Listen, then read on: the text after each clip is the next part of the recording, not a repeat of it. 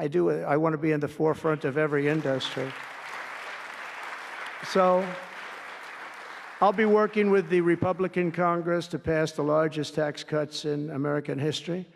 And that includes, obviously, we have to extend the Trump tax cuts, which were, until now, the largest. We're going to dramatically cut taxes for families and for workers and for companies, including no tax on tips and hopefully no tax on Social Security and no tax on overtime.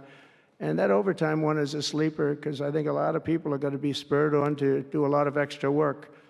When they hear that, a lot of companies really like it, and a lot of people really like it. The new Trump tax cuts will also include 100% expensing for new factory construction in the United States and anything else that you're going to buy with capital. If you buy something that is going to be good for our country, we're going to let you expense it, 1 year expense. And I did that the first time, and everybody was saying, can you go back to that? Now you still get, I guess, 40% or whatever, but it pares down. But we're going to bring that right up to the top level. I think that had a lot to do with the success that I had during my first term.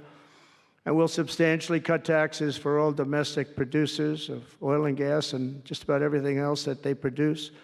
In my first term, I brought the business tax down from around 40% to 21%, which everybody said was an impossible thing to do. I cut it from 40. It actually was state and city was much higher than 40, but I got it down to 21%, and now I'm bringing it down to a goal of 15%, but only if you make your product in America. In other words, you're going to be at 21%, but if you make your product in America, you're going to go from 21 to 15. If you don't, you're going to pay 21%, which is still lower than anything. So guys like Elon are going to come and make his great cars in the United States. There are a lot of people are calling. A lot of car companies are calling. They called me, three of the majors. They called and they said, we're looking all over the place. We want to be there. I'm going to be announcing tariffs